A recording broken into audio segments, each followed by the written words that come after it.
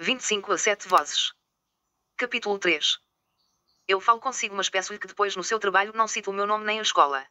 É que o Ministério não gosta que se prestem declarações sem autorização, sabe?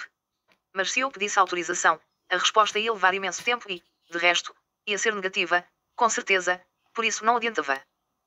Viu o Tupas? Está um jornal engraçado. Com os meios que se tem, não se pode fazer melhor.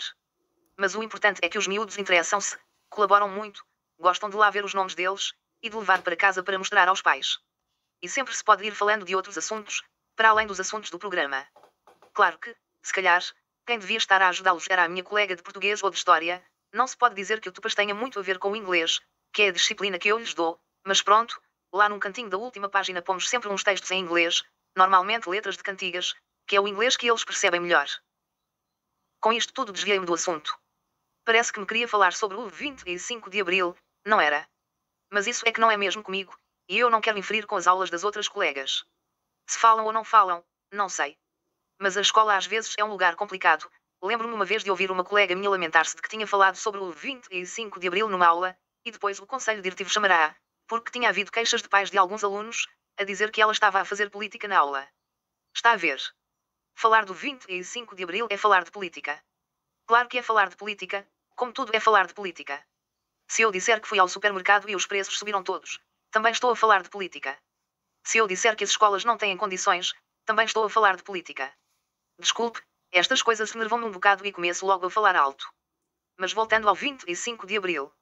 O que eu acho mais importante nem é tanto falar desse dia, mas do que acontecia antes, para eles perceberem. E às vezes é disso que as pessoas não querem falar. Ou porque lhes recordam tempos que preferem esquecer, ou porque preferem não falar mais nesses assuntos, dizem eles que os tempos agora são outros, e que não vale a pena recordar o passado. Mas para mim o passado está tão presente. Para vocês, que têm pouco mais de 20 anos, o 25 de Abril parece que aconteceu há eternidades. Para mim, parece que aconteceu ontem. Se quer que lhe diga, para mim parece que foi ontem que entrei para a universidade e já lá vão quase 40 anos.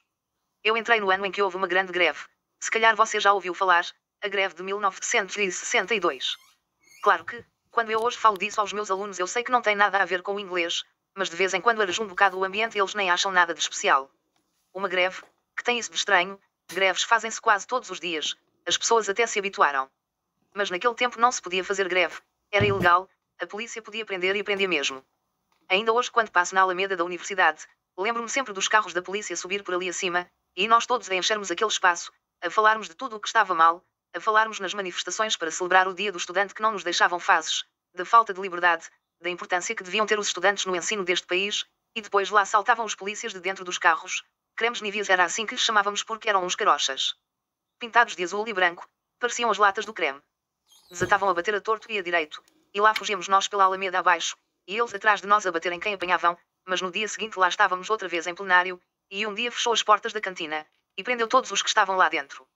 E depois a gente procurava nos jornais e não aparecia nada.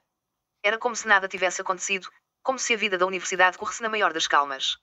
Estudantes presos todos os dias, muitos a fazerem greve de fome, ninguém a ir às aulas, plenários dia e noite, a polícia toda mobilizada, pancadaria dia sim e nos jornais a censura não deixava sair nem uma palavra sobre o assunto.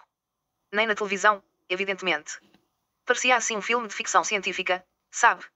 A gente a viver coisas que para as outras pessoas não existiam. Foi um ano muito complicado. E muitos foram expulsos de todas as universidades do país. Você está a ver isto. Um estudante é não poder estudar em lado nenhum do seu país. Os que puderam fugiram para o estrangeiro, e nunca mais poderiam regressar a Portugal, se não tivesse havido o 25 de Abril de 1974. É destas coisas todas que eu me lembro como se tivessem mesmo acabado de acontecer. E é destas coisas que eu gostava de falar aos meus alunos. Quando chega o mês de março, que é o mês em que se comemora o Dia do Estudante, encontro sempre maneira de pelo menos lembrar o que aconteceu, em Lisboa, nesse ano em que eu entrei para a universidade, e depois em 1969, em Coimbra, onde houve mais uma grande leva de estudantes presos e expulsos. Leio-lhes no fim um pequeno texto, mando-os traduzir para inglês, publica-se no Tupas e fica justificada a aula.